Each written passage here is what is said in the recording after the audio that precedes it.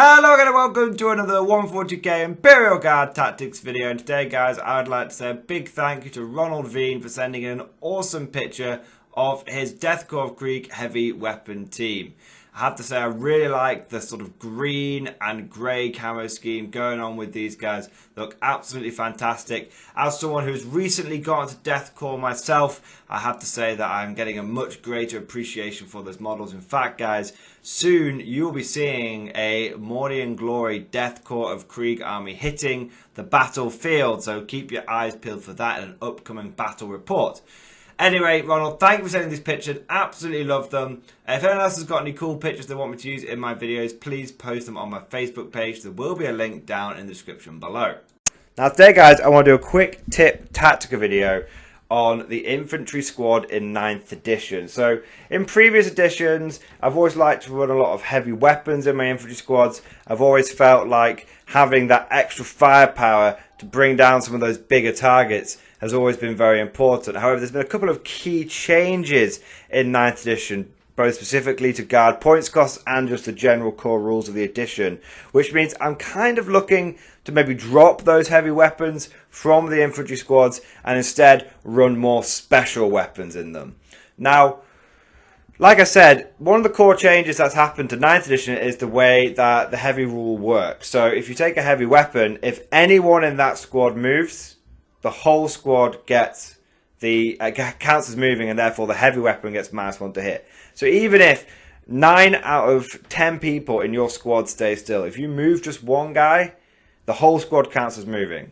Whereas previously what would happen is it was done by a model by model basis. Now this is something we've seen consistently throughout 9th edition, this weird hybrid mix of both model by model and unit by unit, and it's in one of these cases where it's changed to a unit by unit thing. So like I said, even if you just move one model, the whole squad counts as moving, and therefore you have that -1 to hit on the heavy weapon. That sucks. On top of that, some of the go-to heavy weapons of the end of 8th edition have gone up in points. For example, the missile launcher has gone back up to 15 points. So this is to represent the fact it's got the blast rule. Now, I'm not a big fan of the blast rule, which not for the fact that it's not good for me on the receiving end. I don't really care about that. But I actually feel it's a lot of weapons have been unfairly taxed for it, and you're actually going to really not see the blast rule have a huge effect. I mean, most armies that will be powerful in 9th are going to be running 5-man units, MSU. So the blast rule is a tax that you're not really going to feel. So anyway, missile launch has gone up. Heavy bolter has gone up from 8 to 10 points. Only seems like a small increase, but it is still an increase on top of the regular infantry squad just going up anyway. So, however, what has changed is so that's kind of like the negatives of why I don't want to take heavy weapons.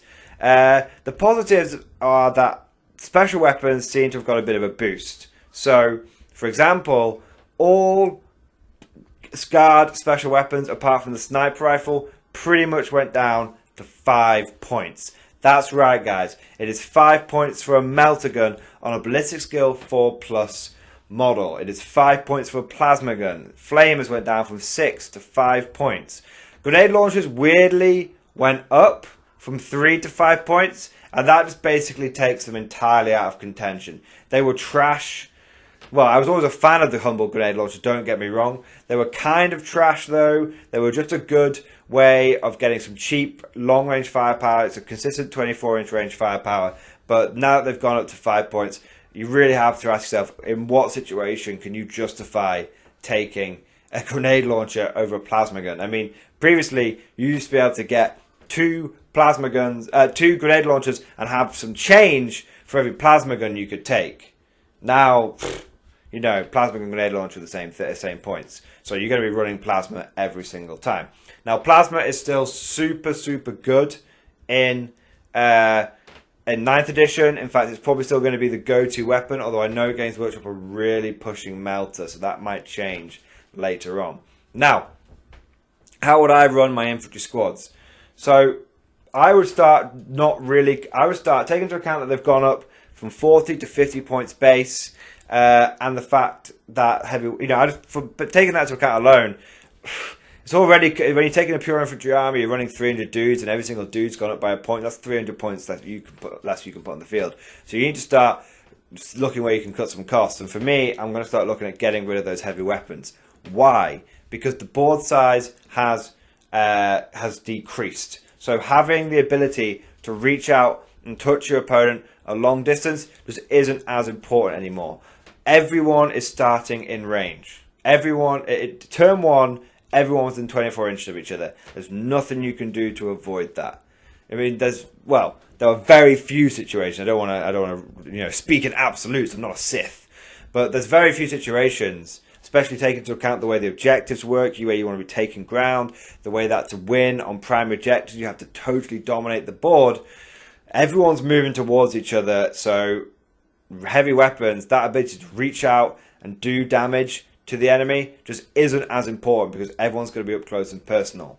Secondly, for me, I think that as a Mordian player, I'm moving away from using the actual pure Mordian trait because it's pretty much useless at this point, and I'm looking at moving towards a custom regiment trait, and the one that you guys know that I love to take is Disciplined Shooters and Wilderness Survivors. Now, this is a really, really strong combination. Anyone who's running pure infantry and you're not doing Cajun or Catachan, this is probably the one you want to consider because you get the ability to have in cover all the time, which is that sweet 4+ save. Having carapace armor effectively in the whole army is amazing, and having the ability to rapid fire at 18 inches is really, really good. Now, I'm not here to talk about the custom regiment trait now. I'm just highlighting those particular traits. Now, what's so good about having this custom trait is that you can combine it with the smaller board size. You can then combine that with the fact that plasma is so cheap, and boom, you pretty much have rapid firing plasma on every single one of your squads from turn 1. It's not hard to do. If you want to see the evidence, go and watch my latest battle report. My Mordians were in rapid fire range from turn 1 with pretty much every plasma gun I had on the field. It was not hard to do. And we were playing lengthways, guys. We were playing hammer and anvil, guys. So we were further apart. The deployment was further apart. Didn't matter. I was still easily able to get into rapid fire range. No questions asked. Now, what's really interesting is when you actually combine these factors together, that you're looking at an infantry squad with a plasma gun, which is only 55 points. Now, if you compare that to 8th edition, where you're looking at taking, a plasma gun and a heavy bolter, well, guess what? That was 55 points as well. So basically, with the way things have decreased in points and some things have increased in points, on each infantry squad on average, you're losing out on like a heavy weapon. But that's not too bad because you're getting the fact that that heavy weapon now would be at -1 a lot of the time. So it's okay. It's not ideal, but it basically shows you how the points have increased. Now, another thing you want to consider, now that you're taking lots of plasma, I'm taking lots of plasma, is you also want to consider how you're going to keep the squads with orders. Now, basically, I think Voxcasters, I've mentioned this in a previous video, I'm going to say it again here, I think Voxcasters are absolutely essential for the Guard in 9th edition if you're running a pure infantry army. You can no longer afford to have your officers on the front lines. Every officer that is on the front lines is an easy assassination, is an easy 3 secondaries for your opponent to achieve. Therefore, your officers have got to be safe, leading from the back, 18 inches away, surrounded by lots of units of Voxcasters, and just being able to issue orders from 18 inches away. I think that is essential for 9th edition. Now, when you put all that together, what you're looking at is a cost on an infantry squad of about 60 points. Now, if you really, really want to take the step, that's how I'm going to be running mine. Las Pistol and Chainsword on the Sergeant, and Plasma Gun and Voxcaster. Now, you might be saying, what about power weapons? Okay, the thing I've noticed in a lot of games since I started equipping my sergeants with power swords, the thing I've noticed is that there's so many invulnerables around that the power sword is almost like a downgrade over the chain sword. Now, there are some armies, when you crank that power sword out, you get to use that AP -3. It's like, whoa, my power sword's actually being effective. But the sad thing was at the end of 8th edition, Games Workshop was handing out invulnerable saves like they were going out of fashion. So everyone got an invulnerable save. You get an invulnerable save. You get an invulnerable save. You get an invulnerable save. So the problem is that more often than not, your power sword is a 4-point, or now in 9th edition, I suppose, 5-point downgrade. So you might as well stick with that chainsword. It's sad, but it is true.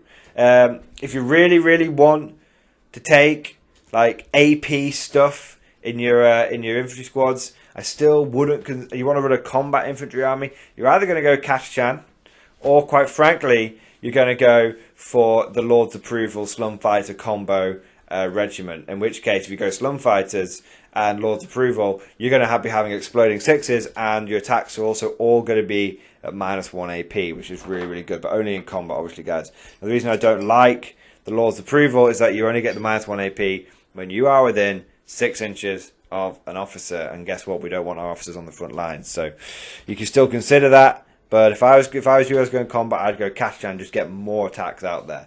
At strength 4. Now, like I said, that's my problem with power swords. I still love my power swords. Whenever I'm running my games and I'm doing a battle report, I'm doing a fluffy battle report, I will, obviously, if I've got a power sword on that guy, I'm going to be running a power sword. Now, the only other upgrade that I'm considering is a bolter on the sergeant. But bolters have gone up from 1 point to 2 points. That sucks, man. That absolutely sucks. Because I can tell you now, I've used a lot of bolters on sergeants. In fact, in the last battle report, I had 3 sergeants with them. In every single one of my Steel Legion squads, I've got a bolter on the sergeant. Guess what? They've never killed anything. In what must be 100 bolt shots that I've fired over several dozen games, they have never killed anything. But I still kind of like the idea of having a bolter on the sergeant, simply because then I can take advantage of discipline shooters to the max and get an 18-inch rapid fire weapon on every single model, and then it is kind of like running 2 special weapons as well. So there you go, guys. That is how I'm planning on running my infantry squads.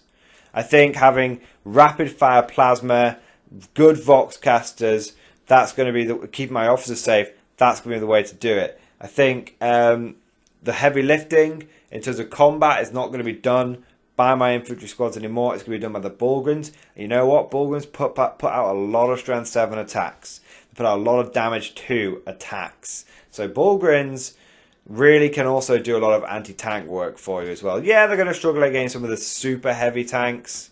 They are going to struggle against those because they'll be winning on 5s. But they still can put out a lot of attacks. You know, Bulgarian squad with a priest nearby on the charge is putting out 5 attacks per guy. You know, even just on a squad of 6, that's 30 attacks. Hitting on 3s, they'll take out a chunk out of anything that you throw them at.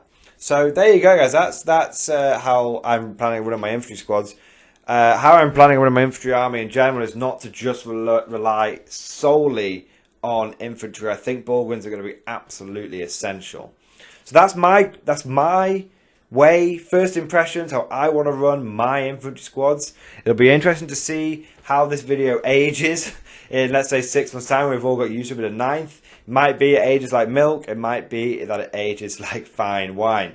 But what do you guys think? How are you guys planning on running your infantry squads? Now, I know a lot of you will be running hybrid lists, will still probably run your infantry squads bare bones. I understand that. But especially for those guys out there that don't like running their squads bare bones, what loadouts are you thinking of? And for those other pure infantry commanders out there that follow the true path, what are you thinking? Are you thinking Melter? Melter's back on the menu? Maybe resurrecting the good old Melter hedge days? That could work. I could definitely be on board with cranking out the Melter, because I have a lot of Melter guns. I have more Melter guns than I have plasma guns. I think I must have 20 plus Melter guns. I just love Melter. I just love I love Flames and Melter because it's like purging stuff, you know? But what do you guys think? Plasma this edition? Melter this edition? Flamers maybe? And you know, what do you think will be? What will you be synergizing your infantry squads with? Will it be Bulgarians? Will it be Ogrins? Crazy? Will it be tanks? Even crazier, in my opinion. Let me know what you're thinking down in the comment section below. Like I said, just in summary, my pure infantry army, my infantry squad loadout is Volkscaster, plasma gun, and if I'm feeling particularly spicy, maybe a bolter. Anyway, hope you guys have enjoyed this video. Let me know your thoughts on 9th edition, pure infantry tactics, and your infantry squad loadouts. Hope you guys enjoyed this video, and of course, I'll see you guys next time.